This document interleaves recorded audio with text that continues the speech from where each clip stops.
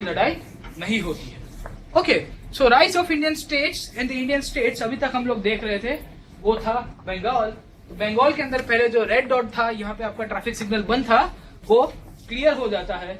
अब बात करेंगे मैसूर की, मराठास की, और इसके बाद थोड़ी बात करेंगे 6 स्टेट की। ओके, तो एक ब्रॉड ऑब्जेक्टिव आपको समझ में आ रहा है कि मैप के अंदर यहाँ पे ग्रीन सिग्नल आ गया है कि यहाँ पे तुम अपना आवागमन कर सकते हो आराम से। दूसरा स्टेट है मैसूर। इसके साथ 2 जेंटलमैन के नाम बहुत जोड़े जाते हैं, एक है हैदर अली और दूसरे है टीपू सुल्तान। मैसूर की स्टोरी कुछ ऐसी है कि विजयनगर साम्राज्य हुआ करता था मेडिवल इंडिया के अंदर 15-16 सेंचुरी के दैट टाइम उसका पार्ट था। फिर लेटर ऑन थोड़ा बहुत मुगल साम्राज्य के अंदर भी आया, फिर थोड़ी बहुत चली नहीं चली, उसके अंदर से ही बहुत सारे डेवलपमेंट होते हैं। यहाँ पे एक डायनेस्टी हुआ करती जिसका नाम था Wadia dynasty. This Wadia dynasty at that time was ruling Mysore state. Mysore राजा के ऊपर यहाँ पे लोग सत्ता के ऊपर अपना गढ़ बनाए रखे थे, और इनके राजा थे जिनका नाम था चीका कृष्ण राज, और फिर उसके बाद 2 राजा, एक थे नंजीराज और दूसरे थे देवराज। ओके, नाम मत याद रखिएगा, कभी कभी पूछता है, कभी अभी साउथ इंडियन हिस्ट्री के ऊपर ज्यादा जा रहा है, तो कहीं कहीं ऐसे भी मैसूर अभी टीपू सुल्तान अभी थोड़ी सुर्खियों के अंदर है, तो आपके जज्बातों के साथ खेल देगा शायद 2016 के अंदर। ओके, सो ट्राई टू सी। टीपू सुल्तान के अंदर आ जाते हैं कि जब चीका कृष्ण राज के बाद जो दूसरे राजा बनते हैं Nanjaraj, he was the commander in chief, और उसके बाद उसको बना दिया था। तो टीपू सुल्तान जो नंजराज थे उसके अंदर एक आर्मी के ऑफिसर हुआ करते, और उसके बाद in course of time he rose to power. And उसके बाद जो नंजराज की डेथ हो जाती है, नंजीराज या नंजराज की, उसके बाद वो अपनी पूरी की पूरी सत्ता अपनी कब्जे में ले लेते हैं और मैसूर राज्य को अच्छी तरह से कंसोलिडेट करने की कोशिश करें।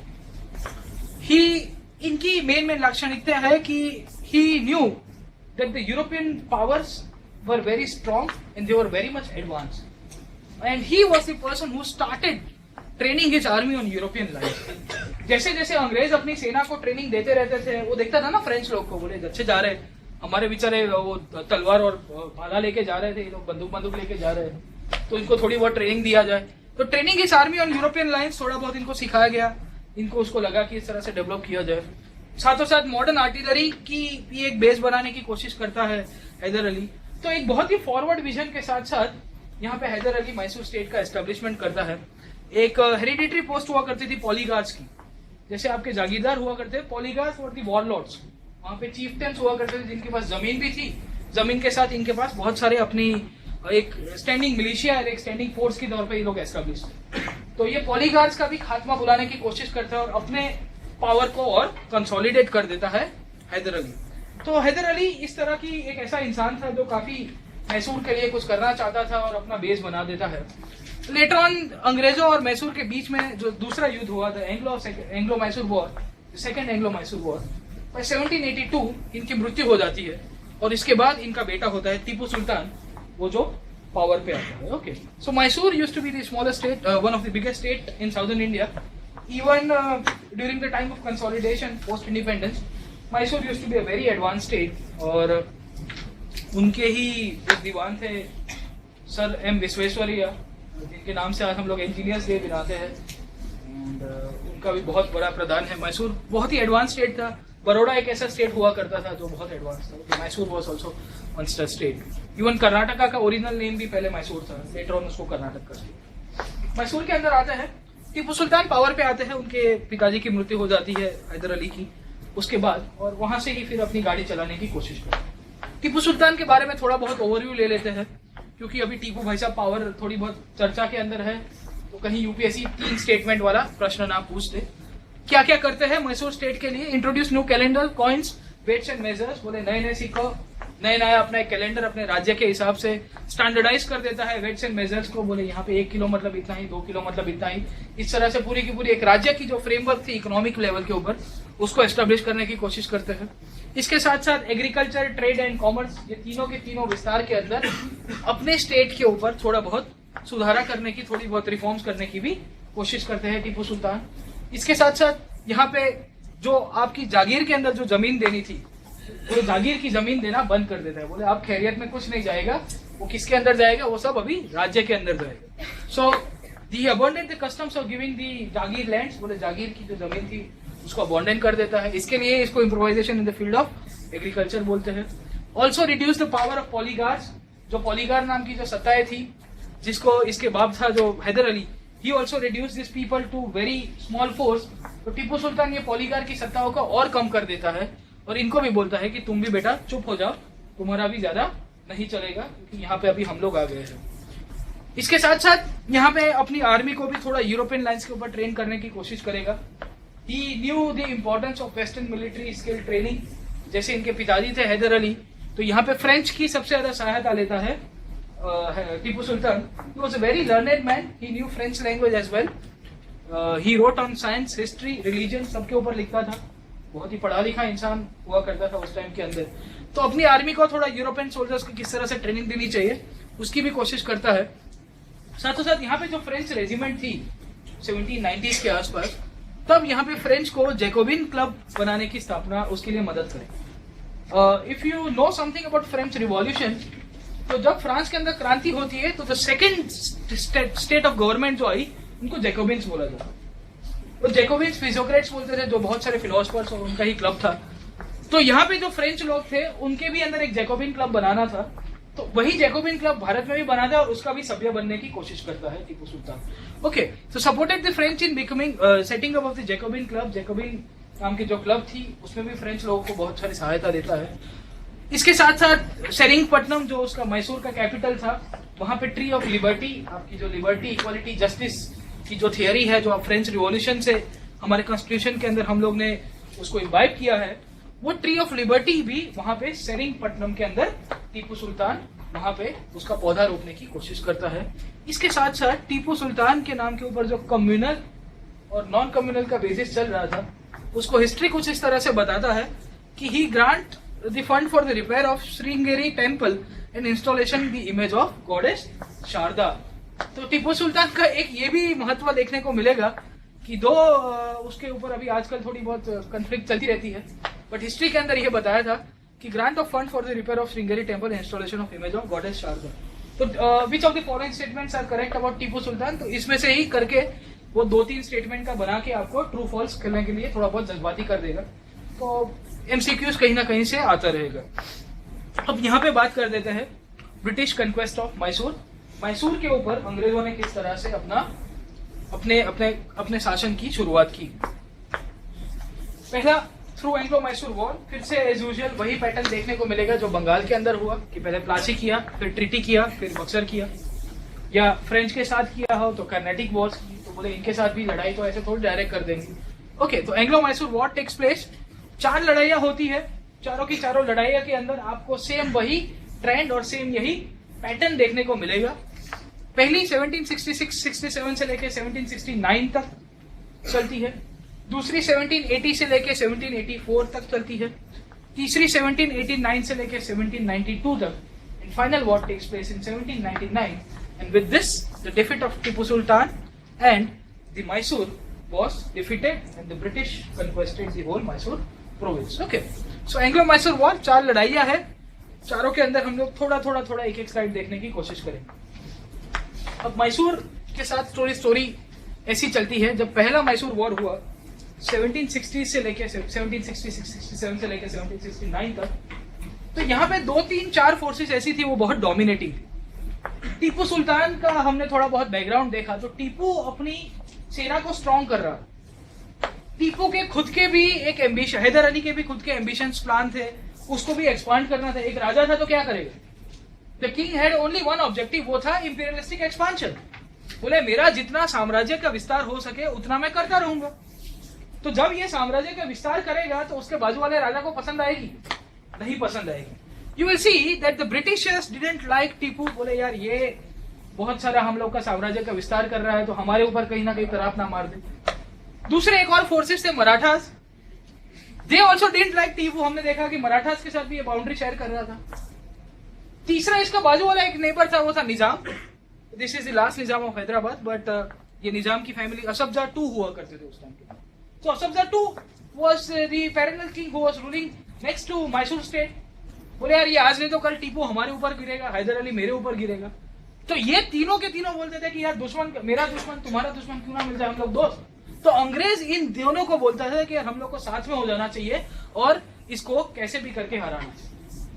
Do whatever you want to do man, पर इसको हराओ यार, कुछ भी करो, ये नाक में दम करके रख दिए। So you see the Nizam of Hyderabad is somewhere based over here, the Marathas and the English are somewhere over here and the Mysore state is over here. तो यहाँ पे पेशवा की टेरिटरी है, यहाँ निजाम की टेरिटरीज है, यहाँ पे इंग्लिश की टेरिटरीज भी लगती रहती। So you try to understand कि मैसूर नाम का राज्य जो एक्सपांशन करने की कोशिश कर रहा है, और यहाँ पे उसके आजू बाजू वाले जो बगल वाले राजा होंगे उनको ये पसंद बिल्कुल नहीं आएगा। और इसी का ही कारण था कि अंग्रेजों ने इन दोनों को इकट्ठा करा दिया, बोले बाजीराव बल्लाल को दोनों को इकट्ठा कर देंगे हम लोग। And the Nizam and the Ballal and the Britishers came together, बोले मैसूर के ऊपर युद्ध कर दो। और इसके बैकड्रॉप के अंदर ही first Anglo Mysore war takes place. The Nizam didn't like Mysore, so supported the British in the venture. उसको पता था कि आज नहीं तो कल मेरे ऊपर तलवार गिरेगी, मेरा कोई एरिया लेके चला जाएगा हैदर अली और उसके जितने भी और शासक आएंगे, इससे अच्छा अंग्रेजों को सपोर्ट करो। अंग्रेज लेके आए हैं, अंग्रेजों की यही तो चाल थी ना, दुश्मन का दुश्मन दोस्त। तो बोले निजाम और मैसूर की नहीं बनती तो मैं निजाम के साथ पटा लेता हूँ, कुछ ना कुछ तो कर दूंगा। उसके साथ उनको पटा लिया तो बोले चलो कोई बात नहीं, निजाम को भी डर दिखाया, बोले तुम्हारे ऊपर हमला करेगा, हमला करेगा, हमला करेगा। So this was the thing. Bajirao चीते की चाल, बाज की नजर और बाजीराव की तलवार पर संदेह नहीं करते। ओके, यू सी कि ये तो पहले से ऐसे स्मार्ट थे, they felt threaten by the Mysore. बोले मैसूर यार एक तो ये एक्सपांशन कर रहे हो, निजाम तो उस टाइम पे स्टेबल था, बट मराठास और आपने देखा ना बाजीराव के अंदर वो चालू था, इधर युद्ध उधर युद्ध। तो यू विल सी कि इनका एक्सपांशन चालू था, इनको नीचे आना था, नीचे वाला ऊपर आ रहा था।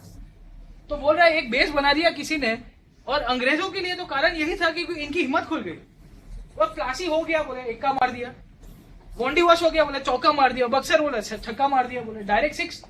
दे वर रेडी फॉर वॉर। ये तीनों के तीनों युद्ध के अंदर ये लोग जीत चुके। एक ब्रॉडर ऑब्जेक्टिव आपको इंपीरियल एक्सपेंशन का मिलता है जब पहली एंग्लो मैसूर वॉर की शुरुआत होती है, और ये तीनों के तीनों इकट्ठे हो जाते हैं।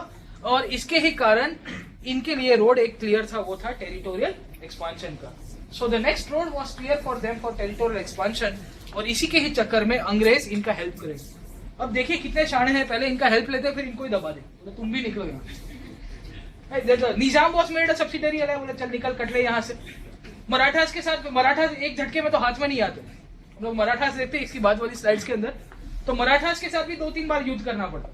3 Anglo Maratha war two. Okay, 1817-18 तक आते आते उनको काबू में लिया। ओके, तो ये पूरी की पूरी स्टोरी है एंग्लो मैसूर वॉरफेयर की, जहां पे 4 युद्ध होता है। पहले युद्ध के अंदर 1766 से लेकर 1769 तक हुआ।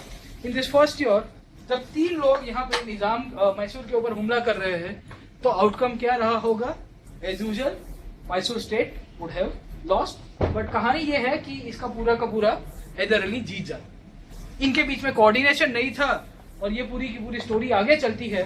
और इसके कारण ही इसके बाद मद्रास के पास एक ट्रीटी होती है जिसका नाम है treaty of Madras, which was dictated by Hyder Ali, क्योंकि Hyder Ali won this war.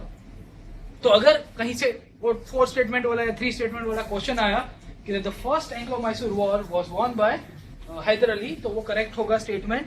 And the treaty of Madras was signed post first Anglo Mysore war.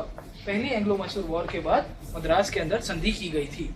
इसके बाद एज यूजुअल अंग्रेजों ने बोला कि भाई बाप गलती हो गई, गलती हो गई, गलती हो गई, और फिर से अपनी रेनफोर्समेंट करना शुरू कर दी। अगर आदमी ऐसा होता है कि एक बार गलती करता है, पर ये बार बार गलती करता है, फिर बोलता है सॉरी, फिर गलती बोलता है सॉरी, ये ट्रीटी करता रहता है।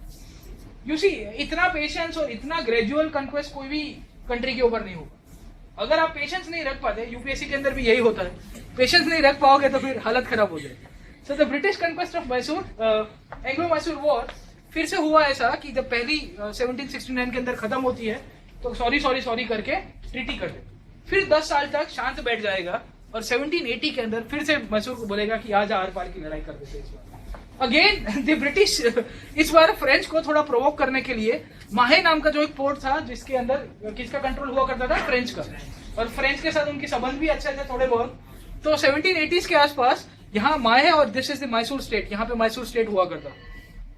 तो वहां पे ये माहे से उनकी पूरी की पूरी सप्लाई रूट आती थी, हैदर अली की, टीपू सुल्तान की, और उनकी जितनी भी आर्मी थी उसकी। तो अंग्रेज क्या करते? उल्टा कान पकड़ते और माहे को सीज कर देते। तो इनकी डिपेंडेंसी जो फोर्ट के ऊपर थी वो पोर्ट का रास्ता बंद हो गया, इनका ट्रेडिंग बंद हो गया, इनका वेपन्स बंद हो गया। इसके कारण the maximum supply used to come from this port and as a result of this thing the war took place. बोलते इस बार तो आर पार की लड़ाई कर ही दूंगे, तो हैदर अली भी थोड़ा गुस्सा हो जाता है, अंग्रेजों को जो चाहिए था वही। लड़ाई के बाद थोड़े दिनों के अंदर ही, ठीक है, in between this time only Hyder Ali dies, और मैसूर नाम का जो स्टेट था जहां पे एक अच्छा खासा होल्ड बना के रखा था हैदर अली ने, उसकी मृत्यु हो जाती है। एंड लेटर ऑन इसके बाद एक ट्रीटी होती है जिसे कहा जाता है ट्रीटी ऑफ मैंगलोर। देखो this people are very smart. 1784 में युद्ध खत्म कर दिया, बोले ट्रीटी ऑफ मैंगलोर, चलो हमसे नहीं हो पाई। उनको जैसे ही पता चला कि हमारा असला बारूद खराब हो रहा है, हमारे लोग थक गए हैं और लंदन से आने वाले हैं, बोले सॉरी सॉरी सॉरी, चलो चलो भूल हो गए। फिर 4-5 साल शांति से बैठ जाएंगे, फिर इकट्ठे करेंगे लोगों को, फिर बोलेंगे चल आजा दो, ठीक है। यहाँ फिर से दो हाथ करते हैं 5 साल के बाद 1789 से लेके 1792 के बीच में, जहां थर्ड एंग्लो मैसूर वॉर होता है। टीपू सुल्तान उस टाइम के अंदर सत्ता के ऊपर होता है, but by this time you will see that the Mysore state had been weakened. आपको ये है ना, हथौड़ा लेके आप 3-4 बार मारोगे, 5वीं बार तो टूटता ही है, तो आपने 2-3 बड़े बड़े घाव कर दिए हैं मैसूर के ऊपर। सो यू विल सी कि मैसूर थोड़ा बहुत वीक हो चुका था। टीपू सुल्तान सत्ता के ऊपर आता है, बट ज्यादा कुछ चलता नहीं है। The Britishers became victorious. Already Mysore state का जो फाउंडेशन था वो टूट चुका था, वो हिल चुका था, और इसी के कारण जब तीसरा युद्ध हुआ तो ब्रिटिशर्स जीत जाते हैं और मैसूर स्टेट को अच्छी तरह से वीक कर दिया जाता है। फिर से यहाँ पे ट्रीटी करते हैं जिसे कहा जाता है ट्रीटी ऑफ श्रीरंगपट्टनम, जो Srirangapatnam was the capital of the Mysore, वो वहां पे फिर से ट्रीटी करते हैं। अभी आप देखिएगा कि ये ट्रीटी का भी इंपॉर्टेंस बहुत है। ट्रीटी का इंपॉर्टेंस ऐसा है कि जहां जहां जो लूजिंग फोर्सेस हो गए ना, जनरली उसके कैपिटल के अंदर हम लोग ट्रीटी कराने की कोशिश करते थे पहले के टाइम में। तो यहाँ पे भी यही हुआ कि यहाँ पे जाके खदेड़ के वहां पे बोला ट्रीटी करो, ओके। तो अपनी अपनी डोमिनेंस कराने के लिए एस्टेब्लिश करते हैं। नाउ यू सी कि यहाँ पे ये जो पूरा ये जो आपका डॉटेड वाला पोर्शन है, this used to be the erstwhile Mysore territory. तो धीरे धीरे 2-3 युद्ध हुए, तो उसके बाद यहाँ पे टेरिटरी खत्म हुई, यहाँ पे उनकी टेरिटरी को खत्म किया गया, यहाँ से थोड़ा हाईजेक किया, यहाँ से थोड़ा दबाया गया। सो मैसूर स्टेट का जो ज्योग्राफिकल स्प्रेड था वो कम हो गया। जब आपके स्टेट का ज्योग्राफिकल स्प्रेड कम होगा तो आपकी इकोनॉमी के ऊपर इफेक्ट पड़ेगा कि नहीं पड़ेगा? डेफिनेटली पड़ेगा, क्योंकि आपके सोर्स ऑफ रेवेन्यूज कम हो गए, आपके आदमी आने कम हो जाएंगे, आपके ट्रेडिंग के ऊपर इफेक्ट होगा, और इसके कारण आपकी आर्मी के ऊपर भी इफेक्ट होगा, क्योंकि आप आर्मी को खिलाओगे क्या? पैसा ही नहीं है। तो सो यू विल सी कि मैसूर को वीक किया जा रहा था धीरे धीरे, और इसी का ही सहारा लिया गया थर्ड एंग्लो मैसूर वॉर के बाद, जहां श्रीरंगपट्टनम की संधि होती है। वहां मैसूर स्टेट के बहुत सारे एरियाज को कैप्चर कर दिया जाता है निजाम और अंग्रेजों के द्वारा। इन कोर्स ऑफ टाइम फिर से आपकी चौथी लड़ाई होती है, 1799 में होती है। I change this. Mysore had been weakened up by this time, और यहाँ पे एक टाइम पे एक गवर्नर जनरल आते हैं जिनका नाम था Lord Wellesley. Lord Wellesley Tipu को बोलते हैं कि एक काम कर बॉस, हमारे साथ सब्सिडरी अलायंस की ट्रीटी कर दे, सहायक संधि। I will come back to this topic, subsidiary alliance it's very much important with respect to the British conquest. सहायक संधि कि किस तरह से उसको इम्प्लीमेंट करते हैं, उसके ऊपर भी हम लोग थोड़ी बहुत चर्चा करेंगे। सब्सिडरी अलायंस बनाने की कोशिश करते हैं, बट टीपू के लिए एक फेमस डायलॉग था, बोले rather than living your whole life as a sheep you should live one day as a lion. बोले एक दिन शेर की तरह रहना अच्छा है, इससे अच्छा तुम बकरी की तरह पूरी जिंदगी जीते। टीपू ने बोला आर पार की लड़ाई कर देंगे, तुम क्या उखाड़ लोगे, मार ही जाऊंगा ना मैं। कोई बात नहीं। Mysore was attack from 2 sides on the Nizam, the attack the Mysore state from the east, और इसके साथ साथ ब्रिटिशर्स ने साउथ वेस्ट से अटैक कर दिया, और टीपू सेरिंगपट्टनम के अंदर मारा जाता है, and Mysore was made the part of British India. जैसे ही 1799 के अंदर ये चीज आपको देखने को मिलेगी कि मैसूर सबसे पहले शुरुआत की बंगाल से, बंगाल के बाद आए नीचे, अब चलो मैसूर तुम्हारी बारी है।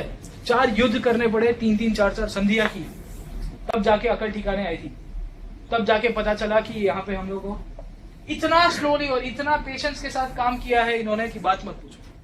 Tipu dies at Seringpatnam and Mysore was made part of British India, and again a puppet king was installed from the Wadia dynasty and he was installed at the seat. Okay, तो वहाँ पे जो वाडिया डायनेस्टी, जो टीका कृष्ण राज और नंजी राज की जो पूरी की पूरी सत्ता हुआ करती थी, उनमें से किसी को मैसूर के अंदर फिर से बिठा दिया गया। मैसूर के अंदर आज भी वाडिया डायनेस्टी के वंशज, उनके एक राजा थे वो गुजर गए, फिर अभी रिसेंटली 5-6 महीने पहले उन्होंने किसी को फिर वही दत्तक लिया, उसको किसी उनके कोई रिश्तेदार को जाते जाते, और फिर उसके बाद गोद लेने के बाद अभी वो बंदा राजा बन गया है उसका। तो डेमोक्रेसी आ गई है, बट उनका भी कोरोनेशन सेरेमनी हुआ था, राज्याभिषेक। एंड मैसूर की दशहरा बहुत फेमस है, मौका मिले तो आप जाइएगा वहां पर। Okay, so Mysore you will see that it was dedicated to very small province, जो एक टाइम के अंदर बहुत ही बड़ा साउथ इंडिया के अंदर राज्य हुआ करता था। तो 3-4 लड़ाइयां की और चौथी लड़ाई के बाद मैसूर का भी खात्मा बुला दिया गया। ओके, सो ये चीज आपको धीरे धीरे पिक्चर क्लियर कराने की मैं कोशिश कर रहा हूँ। स्टेट थे इंडियन स्टेट्स। इंडियन स्टेट्स के अंदर हमने अभी तक बंगाल को देखा, वहां पे ग्रीन सिग्नल ऑलरेडी आ चुका है। दूसरा था मैसूर, वहां पे भी और आ गया अब तो ग्रीन सिग्नल, यहाँ पे भी आपका नो एंट्री के लिए कोई दिक्कत नहीं होगी। अब यहाँ पे बहुत ही बड़े फोर्सेस एस्टेब्लिश थे, वो थे